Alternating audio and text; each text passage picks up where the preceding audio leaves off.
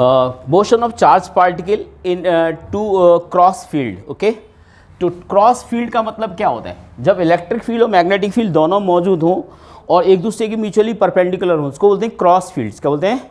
Cross fields. क्या बोलते हैं?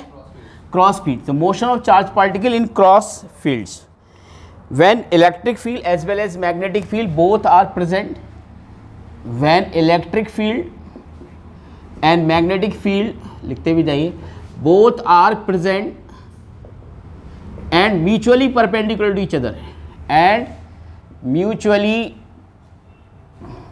perpendicular to each other।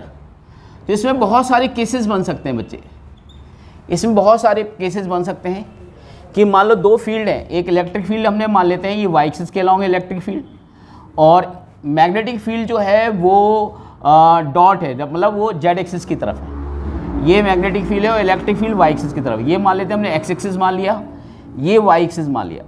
Okay, और जेड एक्सिस जो है वो प्लेन के परपेंडिकुलर है, आउटवर्ड से बाहर की तरफ है। ओके, और मैग्नेटिक फील्ड के जो डायरेक्शन है वो पॉजिटिव जेड एक्सिस की तरफ है, बी के कैप। ओके, और इलेक्ट्रिक फील्ड की जो वैल्यू है वो दे रखी है ई इंटू जे कैप। ओके, अब क्या हो रहा है कि अगर मैं चार्ज पार्टिकल को मान लेते हैं, क्वेश्चन कह दिया जाए कि चार्ज पार्टिकल को हम मैग्नेटिक फील्ड की डायरेक्शन में मूव करा रहे हैं, मतलब जेड एक्सिस के अलॉन्ग मूव कर रहा है, तो क्या होगा? अगर मान लो केस हमने सिंपल सा केस ले लिया जाए कि charge particle moving, Q charge is moving along b vector, along b vector, तो इस केस में क्या सिचुएशन होगी? पाथ कैसा होगा? अगर पार्टिकल मैग्नेटिक फील्ड के अलॉन्ग जा रहा है तो मैग्नेटिक फोर्स तो जीरो हो जाएगा। क्यों? b क्रॉस b जीरो हो जाएगा ना बेटा, तो मैग्नेटिक फोर्स लगेगा नहीं, सिर्फ इलेक्ट्रिक फोर्स लगेगा। और इलेक्ट्रिक फोर्स कहाँ लगता है? फील्ड के डायरेक्शन में लगता है। तो अब मुझे बताओ, चार्ज पार्टिकल को आप भेज रहे हो जेड एक्सिस की तरफ और इलेक्ट्रिक फील्ड है उधर की तरफ, तो मोशन कैसा होगा इसका? ये पार्टिकल को वेलोसिटी की वजह से पहले इधर तो जाएगा, लेकिन वो फिर डेविएशन लेके ऐसे चला जाएगा, पैराबोलिक पाथ हो जाएगा। कैसा हो जाएगा? क्यों पैराबोला बनेगा? समझने वाली बात है, क्योंकि इलेक्ट्रोस्टैटिक में आपने एक चीज़ पढ़ी थी, वो मैं आपको रिवाइज करवा देता हूँ तो आपको ये चीज़ अच्छे से समझ में आ जाएगी। जैसे मान लो दो प्लेट्स हैं, एक पॉजिटिव प्लेट है और एक क्या है? Negative plate. तो इलेक्ट्रिक फील्ड की डायरेक्शन क्या होती है? पॉजिटिव से अवे नेगेटिव की तरफ। तो इलेक्ट्रिक फील्ड की डायरेक्शन ये होगी।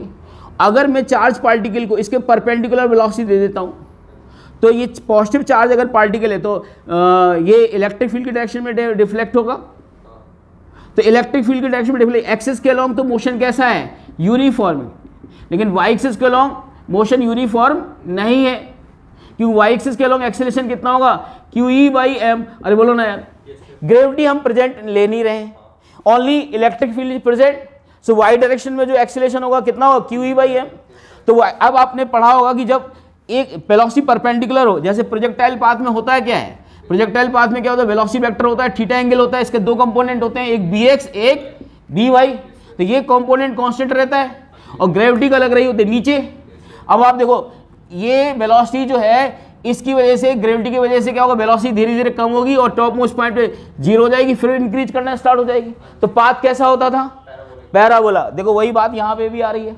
यहाँ पे अगर आप देखो तो वाई डायरेक्शन में इसकी वेलोसिटी क्या है? जीरो इनिशियली, तो लेकिन वाई डायरेक्शन में धीरे धीरे वेलोसिटी इसकी बढ़ रही है, क्योंकि एक्सेलरेशन है वाई डायरेक्शन में। तो इसका पाथ कैसा होगा?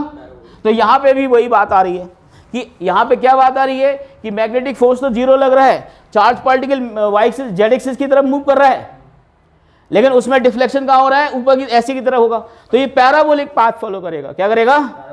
Are you getting my point? Stop.